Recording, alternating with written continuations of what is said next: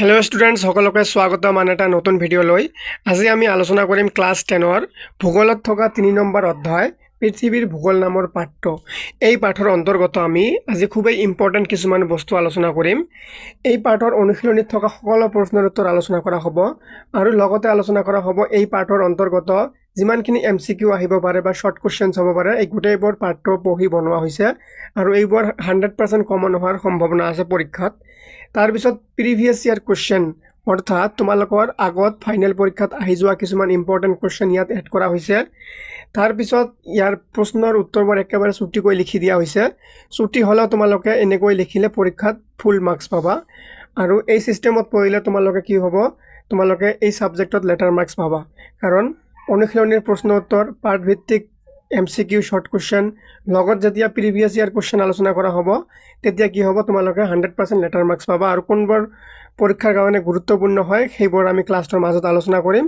So তোমালোকে ক্লাছটো skip নকৰাকৈ শেষলৈকে চাই থাকিবা এতিয়া আমি আলোচনা কৰিম প্ৰথমে আমি এই পাঠৰ অন্তৰ্গত কেইটামান এমসিকিউ অৰ্থাৎ মাল্টিপল চয়েস কোশ্চেন আলোচনা কৰিলাম তাৰ পিছত আমি কি কৰিম অনুশীলনীৰ প্ৰশ্নবোৰ পঢ়িম যেনেকৈ প্ৰথমটো প্ৰশ্ন হ'ল এমসিকিউ যে পৃথিৱীৰ মুঠ মাটিকালিৰ কিমান শতাংশ স্থলভাগে আগুৰি আছে ইয়াৰ শুদ্ধ উত্তৰ হ'ব যে 29% স্থলভাগে কি কৰি আছে আগুৰি আছে তাৰ পিছত এইবোৰ বেসিক কিছুমান প্ৰশ্ন হয় সেই কাৰণে পাঠৰ প্ৰথমতে আলোচনা কৰা হৈ আছে তাৰ পিছত যদি আমি অনুশীলনীত থকা প্ৰশ্নৰ উত্তৰ আলোচনা কৰিম তেতিয়া তোমালোকে নিজেই কিছুমান প্ৰশ্নৰ উত্তৰ দিব পাৰিবা সো 2 নম্বৰ এমসিকিউ পৃথিৱীৰ বৃহত্তম মহাসাগৰ হল কোনটো ইয়াৰ শুদ্ধ উত্তৰ হ'ব পৃথিৱীৰ বৃহত্তম মহাসাগৰ হল প্ৰশান্ত মহাসাগৰ এতিয়া 3 নম্বৰ এমসিকিউ যে পৃথিৱীৰ সৰ্বোচ্চ শৃংগ মাউণ্ট এভাৰেষ্ট কোনখন মহাদেশত অৱস্থিত ইয়াৰ শুদ্ধ উত্তৰ হ'ব যে এছিয়া মহাদেশত অৱস্থিত তাৰ পিছত নেক্সট দিয়া আছে পৃথিৱীৰ দীৰ্ঘতম নদী নীল নদী কোনখন মহাদেশত আছে ইয়াৰ শুদ্ধ উত্তৰ হ'ব আফ্ৰিকা মহাদেশত আছে এইবোৰ ইজি হলো ইয়াৰ ভিতৰতে দুটা এটা পৰীক্ষাত আহে আৰু এইবোৰ পঢ়িলে তোমালোকৰ এই পাঠৰ কনসেপ্টটো ক্লিয়াৰ হ'ব তোমালোকৰ তাৰ পিছত পৃথিৱীৰ ক্ষুদ্ৰতম মহাদেশ কোনখন ক্ষুদ্ৰতম মহাদেশ তোমালোকে নিশ্চয় সকলোৱে জানা এইখনৰ নাম হ'ল ওশেনিয়া তাৰ পিছত 6 নম্বৰ এমসিকিউ যে মেৰিয়ানা খাত কোনখন মহাসাগৰত আছে এটা সকলোৱে জানা প্ৰশান্ত মহাসাগৰত আছে মেৰিয়ানা খাত তাৰ পিছত নেক্সট দিয়া আছে পৃথিৱীৰ বৃহত্তম মৰুভূমি সাহাৰা ক'ত অৱস্থিত পৃথিৱীৰ মৰুভূমিখন কি আটাইতকৈ বৃহত্তম মৰুভূমি হল কি সাহাৰা মৰুভূমি আৰু এখন ক'ত অৱস্থিত এইখন হল তোমালোকৰ আফ্ৰিকা মহাদেশত অৱস্থিত তাৰ পিছত এতিয়া 8 নম্বৰ এমসিকিউ দিয়া আছে কোনখন মহাসাগৰ আকৃতি এস আখৰৰ দৰে হয় মানে কোনখন মহাসাগৰৰ আকৃতি এনেকুৱা এছৰ দৰে হয় ইয়াৰ শুদ্ধ উত্তৰ হ'ব যে আটলান্টিক মহাসাগৰখন কি এছৰ দৰে আকৃতিৰ তাৰ পিছত 9 নম্বৰ এমসিকিউ দিয়া আছে যে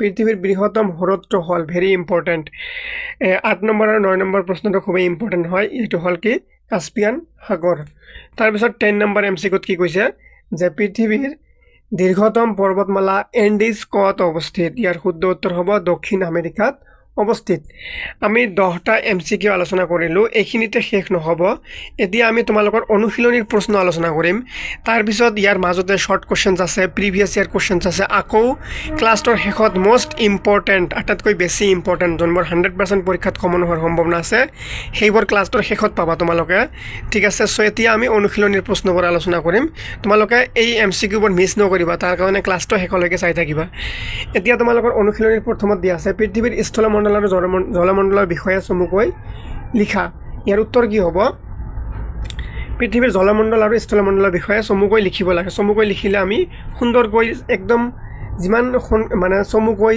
ভালকৈ লিখা যায় ভাল নম্বৰ পোৱাকৈ সেই হিচাপত লিখি দিয়া হৈছে স্থলমণ্ডলক ইংৰাজীত কোৱা হয় লিথোস্ফিয়াৰ পৃথিৱীৰ উপৰিভাগৰ শিল বালি মাটি আদিৰে গঠিত কঠিন অংশটোক স্থলমণ্ডল বোলা হয় ই পৃথিৱীৰ মুঠ পৃষ্ঠকালি প্ৰায় 29% আগুৰি আছে স্থলমণ্ডল 7খন মহাদেশেৰে গঠিত এছিয়া ইউৰোপ আফ্ৰিকা উত্তৰ আমেৰিকা দক্ষিণ আমেৰিকা ওশেনিয়া আৰু এণ্টাৰ্কটিকা এইখনৰ কি তোমালোকৰ স্থলমণ্ডলৰ বিষয়ে ইয়াত চমুকৈ লিখি দিয়া হৈছে এতিয়া হল জলমণ্ডল হৈছে ইংৰাজীত কোৱা হয় হাইড্ৰস্ফিয়াৰ পৃথিৱীৰ পৃষ্ঠত থকা সাগৰ মহাসাগৰ নদ নদী হ্ৰদ আদি সকলো জলভাগক একেলগে জলমণ্ডল বোলা হয় ই পৃথিৱীৰ মুঠ পৃষ্ঠকালি প্ৰায় 71% আগুৰি আছে জলমণ্ডল 5খন মহাসাগৰে গঠিত প্ৰশান্ত আটলান্টিক ভাৰত উত্তৰ আৰু দক্ষিণ মহাসাগৰ হৈ গ'ল তোমালোকে এবাৰ ভালকৈ ৰিডিং পঢ়িলে মনত ৰৈ যাব এইবোৰ ঠিক আছে সেই হিচাপত উত্তৰবোৰ সজোৱা হৈছে চ' তোমালোকে টেনশ্যন নল'বা ক্লাছটো শেষলৈকে চাই থাকিবা গোটেইখিনি বস্তু ইয়াত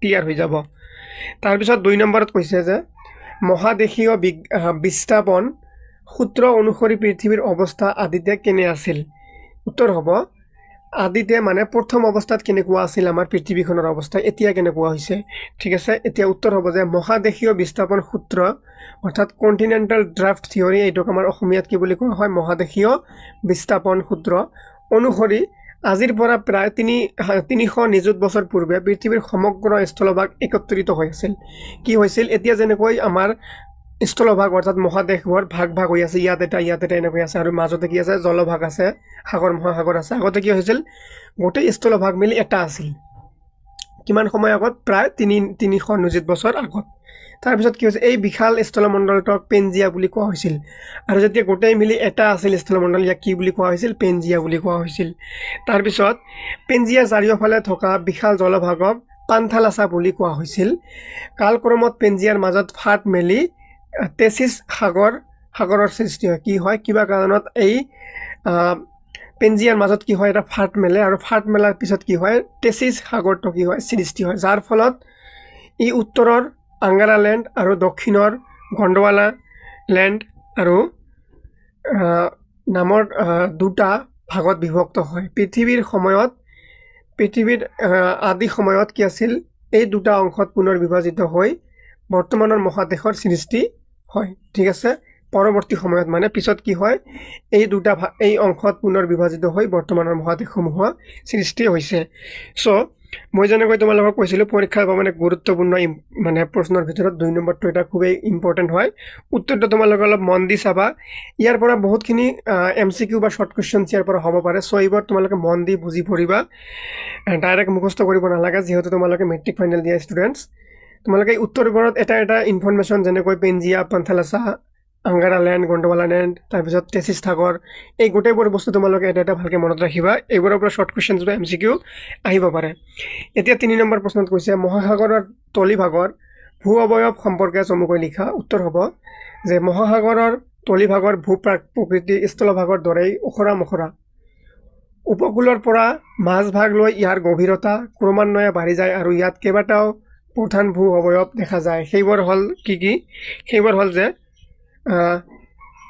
মহীসপন অৰ্থাৎ কণ্টিনেণ্টেল শেল্ফ উপকূলৰ কাষৰীয়া প্ৰায় 200 মিটাৰ গভীৰতালৈকে থকা অগভীৰ অংশ তাৰপিছত কি আছে মহীডাল অৰ্থাৎ কণ্টিনেণ্টেল স্লপ মহীসপনৰ পিছৰ প্ৰায় 2000 মিটাৰ গভীৰতালৈকে যথেষ্ট গৰা অংশ গভীৰ সমুদ্ৰতল মহীডালৰ পিছত প্ৰায় 4000 মিটাৰ গভীৰতালৈকে থকা বিশাল সমভূমি তাৰপিছত কি আছে সমুদ্ৰ খাত ডিপ সি ট্ৰেঞ্চ সমুদ্ৰ তলৰ আটাইতকৈ গভীৰ অংশ যেনে প্ৰশান্ত মহাসাগৰৰ মেৰিয়ানা খাত তাৰপিছত নেক্সট কি আছে সমুদ্ৰৰ সামুদ্ৰিক শৈলশিৰা আৰু দ্বীপ এনচাৰ হ'ব যে সমুদ্ৰ তলত থকা দীঘলীয়া পৰ্বতমালা আৰু পানীৰ ওপৰলৈ ওলাই থকা টিলা এতিয়া 4 নম্বৰ প্ৰশ্নত কৈছে যে মহাসাগৰ আৰু মহাদেশসমূহৰ ভিতৰৰ সম্পৰ্কে চমুকৈ লিখা ইম্পৰ্টেণ্ট হয় মই ইম্পৰ্টেণ্ট কোৱা প্ৰশ্নবোৰ তোমালোকে দাগ দি ৰাখিবা পৰীক্ষাত অহাৰ সম্ভাৱনা আছে উত্তৰ হ'ব পৃথিৱীৰ স্থলভাগ 7খন মহাদেশ আৰু জলভাগ 5খন মহাসাগৰত কি বিভক্ত মনত ৰাখিবা এইবোৰ এটা ইনফৰমেশ্যন কি কৰিব লাগিব তোমালোকে মনত ৰাখিব লাগিব এইবোৰ ইনফৰমেশ্যন মনত ৰাখিব লাগিব যে আমাৰ পৃথিৱীখন 7টা মহাদেশ আৰু 5খন মহাসাগৰেৰে গঠিত এতিয়া মহাদেশবোৰ কি এছিয়া ইউৰোপ আফ্ৰিকা উত্তৰ আমেৰিকা দক্ষিণ আমেৰিকা ওচেনিয়া আৰু এণ্টাৰ্কটিকা এছিয়া আটাইতকৈ ডাঙৰ আৰু ওচেনিয়া আটাইতকৈ সৰু মহাদেশ তাৰপিছত এতিয়া মহাসাগৰ প্ৰশান্ত মহাসাগৰ আটলাণ্টিক ভাৰত দক্ষিণ আৰু উত্তৰ মহাসাগৰ প্ৰশান্ত মহাসাগৰ আটাইতকৈ ডাঙৰ আৰু উত্তৰ মহাসাগৰ আটাইতকৈ সৰু ভূ বিতৰণৰ ফালৰ পৰা স্থলভাগৰ বেছি অংশ কি হৈছে 67 উত্তৰ গোলাৰ্ধত আৰু জলভাগৰ বেছি অংশ 57% দক্ষিণ গোলাৰ্ধত অৱস্থিত এতিয়া 5 নম্বৰ প্ৰশ্ন যে পৃথিৱীৰ স্থলভাগৰ উপৰিভাগত থকা ভূ অৱয়বসমূহৰ বিষয়ে চমুকৈ লিখা উত্তৰ হ'ব পৃথিৱীৰ স্থলভাগৰ উপৰিভাগৰ ভূ অৱয়বসমূহ অসমান আৰু বৈচিত্ৰ্যপূৰ্ণ প্ৰধান ভূ অৱয়বসমূহ হ'ল যে পৰ্বত পাহাৰ কি ওখ আৰু গৰা হ'ব। এইটো ওখ গৰা ভূভাগ যেনে হিমালয় পৰ্বতমালা, এণ্ডিছ পৰ্বতমালা, মালভূমি। ওপৰভাগ প্ৰায় সমতল আৰু কাষবোৰ কি হয় গৰা। ওখ ভূভাগ যেনে তিব্বত মালভূমি, দক্ষিণাত্য মালভূমি। তাৰপিছত কি আছে সমভূমি, নদীৰ পলস জমা হৈ সৃষ্টি হোৱা বিশাল আৰু সমতল ভূভাগ যেনে গংগা ব্ৰহ্মপুত্ৰৰ সমভূমি। উপকূলীয় সমভূমি, সাগৰৰ পাৰৰ ঠেক আৰু সমতল ভূভাগ। মৰুভূমি, অতি কম বৰষুণ হোৱা শুকান আৰু অনুৰ্বৰ অঞ্চল যেনে সাহাৰা মৰুভূমি। এই বিভিন্ন ভূ অৱয়বে অঞ্চলভেদে জলবায়ু, উদ্ভিদ আৰু মানুহৰ জীৱন ধাৰণৰ প্ৰণালীৰ ওপৰত প্ৰভাৱ পেলায়। এতিয়া 6 নম্বৰ প্ৰশ্নত কি কৈছে তোমালোকৰ 6 নম্বৰত কৈছে যে এছিয়া মহাদেশৰ প্ৰাকৃতিক বৈশিষ্ট্যসমূহৰ চমুকৈ আলোচনা কৰা। Very important. উত্তৰ হ'ব এছিয়া পৃথিৱীৰ সৰ্ববৃহৎ মহাদেশ আৰু ইয়াৰ প্ৰাকৃতিক বৈশিষ্ট্য অতি বৈচিত্ৰ্যপূৰ্ণ। তাৰপিছত কৈছে যে ভূ প্ৰকৃতি, মহাদেশখনৰ মধ্য অংশ সুউচ্চ পৰ্বতশ্ৰেণী আৰু মালভূমিৰে ভৰা। ইয়াত পৃথিৱীৰ সৰ্বোচ্চ শৃংগ মাউণ্ট এভাৰেষ্ট আৰু সৰ্বোচ্চ মালভূমি পামিৰ অৱস্থিত। ইয়াৰ উত্তৰ, দক্ষিণ আৰু পূব দিশত বিশাল নদী, উপত্যকা আৰু সাৰুৱা সমভূমি আছে। নদ নদী, ইয়াত বহুতো ডাঙৰ নদী আছে যেনে য়াংজে, হুৱাংহো, গংগা, ব্ৰহ্মপুত্ৰ, সিন্ধু, অবি, লেনা আদি। তাৰপিছত জলবায়ু, বিশাল আকাৰ আৰু বিভিন্ন ভূ অৱয়বৰ বাবে এছিয়াৰ জলবায়ু অতি বৈচিত্ৰ্যপূৰ্ণ। ইয়াত বিষুৱীয় মৰু, তাৰপিছত মৌচুমী, নাতিশীতোষ্ণ আৰু শীতল মেৰুদেশীয় জলবায়ু পোৱা যায়। মৰুভূমি, ইয়াত গবি, থাৰ, এইটো থাৰ বুলি লিখি ল'বা, আৰু আৰৱৰ দৰে বিশাল মৰুভূমি আছে। তাৰপিছত 7 নম্বৰত কৈছে কাৰণ দৰ্শাই উত্তৰ লিখা। তোমালোকৰ টেনশ্যন নল'বা, লাষ্টত আৰু বহুতখিনি তোমালোকক ইম্পৰ্টেণ্ট বস্তু দিয়া হ'ব, যেনেকৈ MCQ, আগতে ফাইনেলত অহা কিছুমান ইম্পৰ্টেণ্ট প্ৰশ্ন, শ্বৰ্ট কুৱেশ্যনছ, এই গোটেইবোৰ বস্তু দিয়া হ'ব। ঠিক আছে, কাৰণ দৰ্শাই উত্তৰ লিখিব লাগে। ক নম্বৰত দিয়া আছে পৃথিৱীৰ মুঠ জনসংখ্যাৰ প্ৰায় 90% উত্তৰ গোলাৰ্ধত থুপ খাই আছে কিয়? ইয়াৰ কাৰণ লিখিব লাগে। মানে পৃথিৱীখন দুটা গোলাৰ্ধত ভাগ কৰা হৈছে, এইটো হ'ল উত্তৰ গোলাৰ্ধ আৰু এইটো হ'ল কি দক্ষিণ গোলাৰ্ধ। এইটো দক্ষিণ গোলাৰ্ধ, এইটো হ'ল উত্তৰ গোলাৰ্ধ। তাৰে 90% উত্তৰ গোলাৰ্ধত, মানে উত্তৰ গোলাৰ্ধত কিয় থুপ খাই আছে বেছিভাগ মানুহ হৈ উত্তৰ গোলাৰ্ধত কিয়, এইটো কাৰণটো লাগে। 90% ক'ত আছে? উত্তৰ গোলাৰ্ধত আছে। ইয়াৰ উত্তৰ হ'ব যে কাৰণ পৃথিৱীৰ মুঠ স্থলভাগৰ প্ৰায় 67% উত্তৰ গোলাৰ্ধত অৱস্থিত। মানে আমাৰ পৃথিৱীখনত কি আছে প্ৰায়, এইটো হ'ল কি তোমালোকৰ নৰ্থ, অৰ্থাৎ এইটো হ'ল কি উত্তৰ গোলাৰ্ধ, নৰ্থ উত্তৰ গোলাৰ্ধ, আৰু এইটো হ'ল চাউথ দক্ষিণ গোলাৰ্ধ। আমাৰ পৃথিৱীখনত বেছিভাগে জলভাগে আগুৰি আছে, যেনেকৈ এনেকুৱা জলভাগ হ'ল কি কিমান তোমালোকৰ 71%, আৰু বাকী 29%হে আমাৰ মাটি বা স্থলভাগ। চ' এই 29% মাটিৰ ভিতৰত 67% আকৌ ক'ত আছে? এই উত্তৰ গোলাৰ্ধত অৱস্থিত। সেইকাৰণে উত্তৰ গোলাৰ্ধত মানুহৰ জনসংখ্যাটো বেছি। স্থলভাগ বেছি হোৱাৰ বাবে ইয়াত মানুহৰ বসবাস, কৃষি আৰু অন্যান্য অৰ্থনৈতিক কাৰ্যকলাপৰ বাবে অধিক সুবিধা আছে। সেয়েহে পৃথিৱীৰ মুঠ জনসংখ্যাৰ প্ৰায় 90% উত্তৰ গোলাৰ্ধত বাস কৰে। তাৰপিছত খ নম্বৰত দিয়া আছে এণ্টাৰ্কটিকা মহাদেশত মানুহৰ স্থায়ী বসতি নাই কিয়? এণ্টাৰ্কটিকা এখন মহাদেশ হয়, ইয়াত মানুহৰ স্থায়ী বসতি কিয় নাই? ইয়াৰ উত্তৰ হ'ল যে এণ্টাৰ্কটিকা মহাদেশখন দক্ষিণ মেৰুত অৱস্থিত আৰু ইয়াৰ গোটেই ভূভাগ বছৰ জুৰি ডাঠ বৰফৰ আৱৰণেৰে ঢাক খাই থাকে।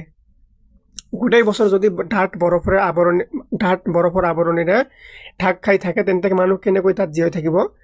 ইয়াত জলবায়ু অতিপাত শীতল আৰু যি মানুহৰ স্থায়ী বসবাস আৰু কৃষি কাৰ্যৰ বাবে সম্পূৰ্ণ অনুপযোগী। এই কাৰণে কি হয় এণ্টাৰ্কটিকাত মানুহৰ স্থায়ী বসতি নাই। এতিয়া আমি কি আলোচনা কৰিম? তোমালোকৰ অনুশীলনীৰ আৰু প্ৰশ্ন বাকী আছে, আমি এইবোৰ আলোচনা কৰিম। তাৰ আগতে 10 most important extra question answer, এইবোৰ মানে অতিৰিক্ত প্ৰশ্ন উত্তৰ কিন্তু খুবেই ইম্পৰ্টেণ্ট হয় পৰীক্ষাৰ কাৰণে। চ' 10টা মান আমি শ্বৰ্ট কুৱেশ্যন আলোচনা কৰিম, তাৰপিছত আকৌ অনুশীলনীৰ প্ৰশ্ন, তাৰপিছত আকৌ কি হ'ব MCQ। 1 নম্বৰ প্ৰশ্ন যে পেনজিয়া মানে কি? এইবোৰ কিন্তু ইম্পৰ্টেণ্ট হয়। এইবোৰ তোমালোকক এনেকৈ ষ্টেটমেণ্ট দি MCQত দিব পাৰে। পেনজিয়া হ'ল আদিমকালত পৃথিৱীৰ সকলোবোৰ মহাদেশ একত্ৰিত হৈ থকা বিশাল ভূখণ্ডক পেনজিয়া বোলে। মানে যেতিয়া পৃথিৱী দুটা ভাগেৰে ভাগ হৈ আছে, এটা হ'ল জলভাগ আৰু এটা হ'ল স্থলভাগ, মাটি আৰু এটা পানী। যেতিয়া স্থলভাগ গোটেইখিনি এটা গোটত গোট হৈ আছিল তেতিয়া ইয়াৰ নাম আছিল পেনজিয়া। ঠিক আছে, এইখিনিয়ে। এতিয়া 2 নম্বৰত দিয়া আছে পৃথিৱীৰ গভীৰতম খাতটোৰ নাম কি? এইটো হ'ল মেৰিয়ানা খাত। মনত ৰাখিবা, খুবেই ইম্পৰ্টেণ্ট, আৰু এইটো ক'ত আছে? প্ৰশান্ত মহাসাগৰত আছে।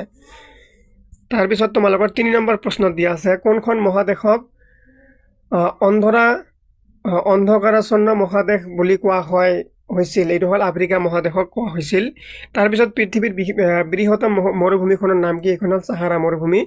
তাৰপিছত নেক্সট দিয়া আছে পৃথিৱীৰ বৃহত্তম হ্ৰদটোৰ নাম হ'ল কি কাস্পিয়ান সাগৰ বা কাস্পিয়ান হ্ৰদ। তাৰপিছত নেক্সট দিয়া আছে কোনখন মহাদেশক দ্বীপ মহাদেশ বোলা হয় এইখন হ'ল ওচেনিয়া মহাদেশক দ্বীপ মহাদেশ বুলি কোৱা হয়। পৃথিৱীৰ সৰ্বোচ্চ শৃংগটোৰ নাম হ'ল মাউণ্ট এভাৰেষ্ট কিমান 8,848 মিটাৰ। পৃথিৱীৰ দীৰ্ঘতম নদীখনৰ নাম নীল নদী এইখন আছে আফ্ৰিকা মহাদেশত। তাৰপিছত নেক্সট দি আছে কোনখন তোমালোকৰ মহাসাগৰৰ আকৃতি এছ আখৰটোৰ দৰে হয়। এবাৰ MCQত আলোচনা কৰিছোঁ যেনেকৈ এটলাণ্টিক মহাসাগৰটো এছ আকাৰৰ দৰে হয়। পৃথিৱীৰ ক্ষুদ্ৰতম মহাসাগৰখনৰ নাম কি আৰ্কটিক অচিয়ান বা উত্তৰ মহাসাগৰখন পৃথিৱীৰ ভিতৰত আটাইতকৈ সৰু মহাসাগৰ। এতিয়া আকৌ তোমালোকৰ অনুশীলনীত থকা 8 নম্বৰ প্ৰশ্ন আমি আলোচনা কৰিম। তাৰপিছত আকৌ MCQ আছে শ্বৰ্ট কুৱেশ্যনছ আছে টেনশ্যন নল'বা এইবোৰ পৰীক্ষাত আহিব। তলৰ প্ৰশ্নবোৰৰ চমু উত্তৰ দিয়া। ক নম্বৰ প্ৰশ্ন এছিয়া আৰু ইউৰোপ মহাদেশৰ মাজত থকা প্ৰাকৃতিক সীমা কিহে সৃষ্টি কৰিছে।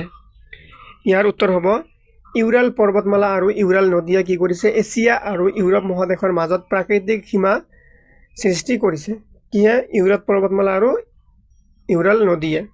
তাৰপিছত নেক্সট দি আছে পৃথিৱীৰ দীৰ্ঘতম পৰ্বতমালা কোনটো আৰু ক'ত অৱস্থিত। ইয়াৰ উত্তৰ হ'ব পৃথিৱীৰ দীৰ্ঘতম পৰ্বতমালা এণ্ডিছ পৰ্বতমালা আৰু ই দক্ষিণ আমেৰিকা মহাদেশৰ পশ্চিম উপকূলত অৱস্থিত মনত ৰাখিবা এইবোৰ খুবেই ইম্পৰ্টেণ্ট হয়। মাটিকালিৰ ভিত্তিত পৃথিৱীৰ বৃহত্তম আৰু ক্ষুদ্ৰতম মহাদেশৰ নাম লিখা। উত্তৰ হ'ব বৃহত্তম এছিয়া মহাদেশ ক্ষুদ্ৰতম ওচেনিয়া মহাদেশ ঠিক আছে। তাৰপিছত নেক্সট দি আছে পৃথিৱীৰ কোনখন দেশ কোন দুখন মহাদেশলৈ বিস্তৃত। উত্তৰ হ'ব ৰাছিয়া আৰু তুৰস্ক এই দুখন কি ৰাছিয়া ইউৰোপ আৰু এছিয়াত আৰু তুৰস্ক ইউৰোপ আৰু এছিয়াত কি হৈ আছে মহাদেশলৈ বিস্তৃত হৈ আছে। তাৰপিছত দি আছে মাটিকালিৰ ভিত্তিত পৃথিৱীৰ বৃহত্তম আৰু ক্ষুদ্ৰতম দেশৰ নাম লিখা। পৃথিৱীৰ ভিতৰত আটাইতকৈ মাটিকালি কাৰ বেছি ৰাছিয়া আৰু আটাইতকৈ কম কাৰ ভেটিকান চিটি মনত ৰাখিবা। তাৰপিছত নেক্সট দি আছে উত্তৰ আমেৰিকা মহাদেশৰ প্ৰধান পৰ্বত শ্ৰেণীটোৰ নাম কি ই মহাদেশৰ কোন অংশত অৱস্থিত। উত্তৰ হ'ব প্ৰধান পৰ্বত শ্ৰেণীটো হ'ল ৰকি পৰ্বতমালা ই মহাদেশখনৰ পশ্চিম অংশত উত্তৰা দক্ষিণাকৈ বিস্তৃত হৈ আছে। তাৰপিছত নেক্সট দিয়া আছে কি পৃথিৱীৰ বৃহত্তম মৰুভূমি কোনখন আৰু ক'ত অৱস্থিত। পৃথিৱীৰ বৃহত্তম মৰুভূমি হ'ল সাহাৰা মৰুভূমি আৰু ই আফ্ৰিকা মহাদেশৰ উত্তৰ অংশত অৱস্থিত। তাৰপিছত নেক্সট দিয়া আছে কি যে এছিয়া মহাদেশৰ দুখনকৈ উত্তৰ দিশলৈ প্ৰৱাহিত আৰু পূব দিশলৈ প্ৰৱাহিত নদীৰ নাম লিখা। উত্তৰ দিশলৈ প্ৰৱাহিত হ'ল অবি আৰু নেলা আৰু পূব দিশলৈ প্ৰৱাহিত দুখন নদী হ'ল আমুৰ আৰু হুৱাংহ। তাৰপিছত নেক্সট দিয়া আছে অষ্ট্ৰেলিয়াৰ এখনকৈ প্ৰধান পৰ্বত শ্ৰেণী নদী আৰু মৰুভূমিৰ নাম লিখা। উত্তৰ হ'ল পৰ্বত শ্ৰেণী হ'ল গ্ৰেট ডিভাইডিং ৰেঞ্জ নদী হ'ল মুৰে ডাৰ্লিং মৰুভূমি হ'ল গ্ৰেট ভিক্টৰিয়া মৰুভূমি। তাৰপিছত নেক্সট প্ৰশ্ন দিয়া আছে যে তোমালোকৰ ইউৰোপ মহাদেশৰ অন্তৰ্গত তথা ভূমধ্য সাগৰীয় অঞ্চলত অৱস্থিত 3খন দেশৰ নাম লিখা স্পেইন ইটালী আৰু গ্ৰীচ। তাৰপিছত নেক্সট দিয়া আছে ফাইনেল পৰীক্ষাত অহা প্ৰশ্ন মানে আগতে তোমালোকৰ ফাইনেল পৰীক্ষাত এইবোৰ প্ৰশ্ন আহিছে তাৰে ভিতৰত 10টা প্ৰশ্ন মই বাছি লৈছোঁ এইবোৰ ইম্পৰ্টেণ্ট বুলি ভাবি বাছি লৈছোঁ ঠিক আছে। এতিয়া প্ৰথমটো হ'ল পৃথিৱীৰ বৃহত্তম মহাদেশ কোনখন চোৱা এইটো 2015 চনত আহিছিলে। এইবোৰ ইমান ইজি বুলি ফিল হয় অনুভৱ হয় কিন্তু এইবোৰেই পৰীক্ষাত আহিব ঠিক আছে। এছিয়া মহাদেশখন পৃথিৱীৰ বৃহত্তম। তাৰপিছত 2017 চনত আহিছিলে যে পৃথিৱীৰ মুঠ মাটিকালিৰ কিমান শতাংশ জলভাগে আগুৰি আছে 71% জলভাগে আগুৰিছে 2017 চনত আহিছিলে। তাৰপিছত নেক্সট দিয়া আছে যে পৃথিৱীৰ বৃহত্তম মহাসাগৰ কোনখন এইখন হ'ল প্ৰশান্ত মহাসাগৰ এইটো হ'ল 18 চনত আহিছিলে। তাৰপিছত এছিয়া আৰু ইউৰোপ মহাদেশক প্ৰাকৃতিকভাৱে কিহে পৃথক কৰে এইটো 2019 চনত আহিছিলে। ইউৰাল পৰ্বতমালা আৰু ইউৰাল নদীয়ে কি কৰিছে পৃথিৱীৰ ইউৰোপ আৰু এছিয়া মহাদেশক প্ৰাকৃতিকভাৱে কি কৰিছে পৃথক কৰিছে। তাৰপিছত 2020 চনত এটা প্ৰশ্ন আহিছিলে যে পৃথিৱীৰ বৃহত্তম মৰুভূমি সাহাৰা কোনখন মহাদেশত অৱস্থিত এইখন আফ্ৰিকা মহাদেশত অৱস্থিত। 2021 চনত কি আহিছিলে যে পৃথিৱীৰ সৰ্বোচ্চ শৃংগটো মাউণ্ট এভাৰেষ্ট উচ্চতা কিমান এইটো হ'ল 8,848 মিটাৰ।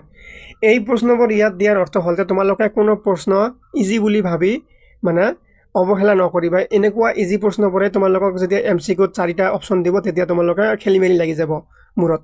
সেইকাৰণে তোমালোকে এটা ইনফৰমেশ্যন ভালকৈ মনত ৰাখিবা, ভালকৈ লিখিবা, ভালকৈ পঢ়িবা।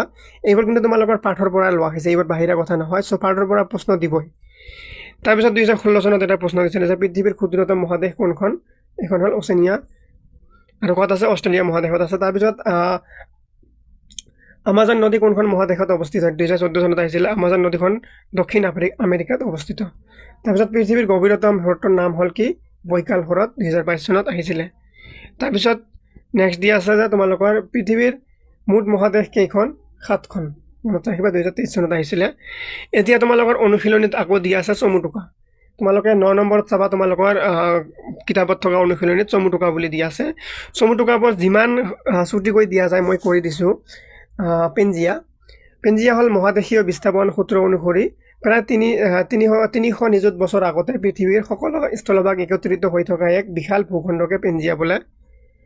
উত্তৰ মহাসাগৰ, ই পৃথিৱীৰ আটাইতকৈ সৰু মহাসাগৰ। ই উত্তৰ মেৰুৰ চাৰিওফালে অৱস্থিত আৰু বছৰৰ বেছিভাগ সময় কি কৰে? বৰফেৰে ঢাক খাই থাকে।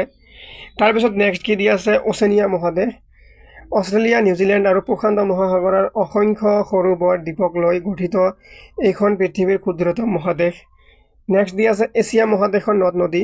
এছিয়া মহাদেশ বহুতো বিশাল নদীৰ উৎস। ইয়াৰ প্ৰধান নদীসমূহ হ'ল গংগা, ব্ৰহ্মপুত্ৰ, সিন্ধু। তাৰপিছত নেক্সট দিয়া আছে ইয়াংজে, হুৱাংহ, অবি, নেলা, আমুৰ, মেকং আদি। এই নদীবোৰ কি? বিশাল সাৰুৱা সমভূমি সৃষ্টি কৰিছে। তাৰপিছত দিয়া আছে তোমালোকৰ আফ্ৰিকা মহাদেশৰ হ্ৰদসমূহৰ বিষয়ে চমুটোকা, যে আফ্ৰিকা মহাদেশত বহুতো ডাঙৰ হ্ৰদ আছে। ইয়াৰ ভিতৰত ভিক্টৰিয়া, তাৰপিছত কি টাংগানিকা, নাছা, চাৰ্ড, টুকানা আদি উল্লেখযোগ্য। নেক্সট দি আছে ইউৰোপ মহাদেশৰ নদ নদী।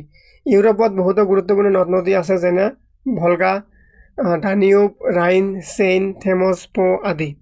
তাৰপিছত নেক্সট কি দিছে যে আপেলেচিয়ান উচ্চভূমি অঞ্চল। ই উত্তৰ আমেৰিকা মহাদেশৰ পূব অংশত অৱস্থিত এক পুৰণি আৰু ক্ষয় যোৱা পৰ্বতমালা। ই কয়লা আৰু অন্যান্য খনিজ সম্পদৰ বাবে বিখ্যাত।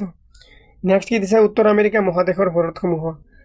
উত্তৰ আমেৰিকাত বহুতো বৃহৎ হ্ৰদ আছে। ইয়াৰ ভিতৰত 5টা হ্ৰদ চুপেৰিয়ৰ, মিচিগান, হৰন, এৰি, অন্টেৰিয়ক একেলগে মহান হ্ৰদ বা গ্ৰেট লেক বুলি কোৱা হয়। এতিয়া তোমালোকৰ অনুশীলনীত দিয়া আছে 10 নম্বৰত পাৰ্থক্য লিখিব দিছে। পাৰ্থক্য লিখিম, তাৰপিছত আমি আকৌ MCQ আলোচনা কৰিম। মহীসোপন আৰু মহীডাল। মহীসোপন উপকূল কাষৰীয়া অঞ্চলৰ প্ৰায় 200 মিটাৰ সমুদ্ৰতল। আৰু মহীডাল কি? মহীডাল হৈছে মহীসোপনৰ পিছত যথেষ্ট কৰা প্ৰায় 2000 মিটাৰ গভীৰ অংশ। তাৰপিছত নেক্সট দিয়া আছে এভাৰেষ্ট শৃংগ আৰু গডউইন অষ্টিন শৃংগ। এভাৰেষ্ট শৃংগ পৃথিৱীৰ সৰ্বোচ্চ শৃংগ 8848 মিটাৰ, নেপালৰ হিমালয় পৰ্বতত অৱস্থিত। কিন্তু গডউইন অষ্টিন শৃংগ পৃথিৱীৰ দ্বিতীয় সৰ্বোচ্চ শৃংগ 8611 মিটাৰ, পাকিস্তান অধিকৃত কাশ্মীৰৰ কাৰাকোৰাম পৰ্বতত অৱস্থিত। অচেনিয়া মহাদেশ আৰু এণ্টাৰ্কটিকা মহাদেশ। উত্তৰ হ'ব অচেনিয়া মহাদেশ পৃথিৱীৰ ক্ষুদ্ৰতম মহাদেশ। ইয়াত অষ্ট্ৰেলিয়া, নিউজিলেণ্ড আদি দেশ আছে আৰু স্থায়ী জনবসতি আছে। এণ্টাৰ্কটিকা মহাদেশ কেনেকুৱা? বৰফেৰে আবৃত মহাদেশ। ইয়াত কোনো স্থায়ী জনবসতি নাই। তাৰপিছত নেক্সট দিয়া আছে গবি মৰুভূমি আৰু আটাকামা মৰুভূমি। গবি মৰুভূমি হ'ল এছিয়া মহাদেশত চীন আৰু মংগোলিয়াত অৱস্থিত এখন শীতল মৰুভূমি। কিন্তু আটাকামা হৈছে দক্ষিণ আমেৰিকাৰ চিলিত অৱস্থিত এখন উষ্ণ আৰু পৃথিৱীৰ আটাইতকৈ শুকান মৰুভূমি। তাৰপিছত নেক্সট দিয়া আছে তোমালোকৰ এতিয়া শুদ্ধ উত্তৰটো বাছি উলিওৱা। এইটোও কিন্তু তোমালোকৰ অনুশীলনীত দিয়া আছে, কিতাপৰ চাই ল'বা। 11 নম্বৰত দিয়া আছে। ক নম্বৰত দিয়া আছে যে পৃথিৱীৰ দ্বিতীয় বৃহত্তম মহাসাগৰ কোনখন? 4টা অপশ্যন দিয়া আছে। বৃহত্তম হ'ল কি? বৃহত্তম মহাসাগৰ হৈছে তোমালোকৰ এইটো ভালকে মন দি প্ৰশ্নটো পঢ়িবা। পৃথিৱীৰ দ্বিতীয় বৃহত্তম মানে আটাইতকৈ ডাঙৰ, তাৰ পিছতটো মানে দ্বিতীয় বৃহত্তম। এইটো হ'ল আটাইতকৈ বৃহত্তম হৈছে প্ৰশান্ত, কিন্তু দ্বিতীয় বৃহত্তম হৈছে আটলাণ্টিক মহাসাগৰ। মানে প্ৰশান্তৰ পিছত আটলাণ্টিকটো সৰু অলপ। আটাইতকৈ ডাঙৰ হৈছে প্ৰশান্ত মহাসাগৰ, তাৰপিছত হৈছে দক্ষিণ মহাসাগৰ। এতিয়া পৃথিৱীৰ ক্ষুদ্ৰতম মহাদেশ কোনখন? ক্ষুদ্ৰতম হৈছে অচেনিয়া বা অষ্ট্ৰেলিয়া। ঠিক আছে। তাৰপিছত নেক্সট দিয়া আছে তোমালোকৰ ফকল্যান্ড দ্বীপটো কোন মহাসাগৰত অৱস্থিত? এইটো হ'ল আটলাণ্টিক মহাসাগৰত অৱস্থিত। তাৰপিছত নেক্সট দি আছে এছিয়া আৰু আফ্ৰিকা মহাদেশক কোনখন সাগৰে পৃথক কৰিছে? ভেৰি ইম্পৰ্টেণ্ট, লোহিত সাগৰ কি কৰিছে? এছিয়া আৰু আফ্ৰিকাক ভাগ কৰিছে। তাৰপিছত নেক্সট দি আছে যে এছিয়া আৰু ইউৰোপ মহাদেশক প্ৰাকৃতিকভাৱে কিহে পৃথক কৰিছে? এইটো হ'ল ইউৰেল পৰ্বতমালা আৰু ইউৰেল নদীয়ে ভাগ কৰিছে। তাৰপিছত ঠিক আছে, ইকুৱেডৰ কোনখন মহাদেশত অৱস্থিত? দক্ষিণ আমেৰিকাত ইকুৱেডৰ অৱস্থিত। তাৰপিছত নেক্সট দি আছে ব্ৰাজিলৰ ৰাজধানী কি? ব্ৰাজিলৰ ৰাজধানী হ'ল ব্ৰাছিলিয়া, মনত ৰাখিব। এতিয়া তোমালোকৰ অনুশীলনীত থকা গোটেইখিনি প্ৰশ্নৰ উত্তৰ আলোচনা কৰা হৈ গ'ল। আকৌ আমি MCQ আলোচনা কৰিম। যেনেকৈ আমি পাঠটো যেতিয়া আৰম্ভ কৰিছিলোঁ 10টা কি কৰিছিলোঁ? MCQ পঢ়িছিলোঁ। এতিয়া আৰু পিছত 10টা হ'ব। যেনেকৈ পৃথিৱীৰ দীৰ্ঘতম পৰ্বতমালা এণ্ডিজ ক'ত অৱস্থিত? এইটো হ'ল কি? উত্তৰ আমেৰিকাত অৱস্থিত। এইটো দক্ষিণ আমেৰিকাত অৱস্থিত। তাৰপিছত নেক্সট দি আছে পৃথিৱীৰ মুঠ জনসংখ্যাৰ কিমান শতাংশ উত্তৰ গোলাৰ্ধত? এইটো মই আগতে কৈ দিছোঁ, এইটো হ'ল তোমালোকৰ 90% উত্তৰ গোলাৰ্ধত অৱস্থিত। তাৰপিছত নেক্সট দি আছে পৃথিৱীৰ বৃহত্তম নদী আমাজন ক'ত অৱস্থিত? আমাজন হৈছে তোমালোকৰ দক্ষিণ আমেৰিকাত অৱস্থিত। তাৰপিছত নেক্সট দি আছে ইউৰোপৰ সৰ্বোচ্চ শৃংগটোৰ নাম। এইটো ইউৰোপৰ সৰ্বোচ্চ শৃংগটোৰ নাম হৈছে মাউণ্ট এলব্ৰাছ। তাৰপিছত নেক্সট দি আছে কোনখন মহাদেশক বগা মহাদেশ বোলা হয়? ইয়াৰ শুদ্ধ উত্তৰ হ'ব এণ্টাৰ্কটিকা। এণ্টাৰ্কটিকা কিয় বগা বুলি কোৱা হয়? কাৰণ ইয়াত গোটেই বছৰ কি হয়? ডাঠ বৰফৰ আৱৰণেৰে ঢাক খাই থাকে আৰু বৰফৰ আৱৰণবোৰ বগা, দেখাত বগা হয়, সেইকাৰণে ইয়াক বগা মহাদেশ বুলি কোৱা হয়।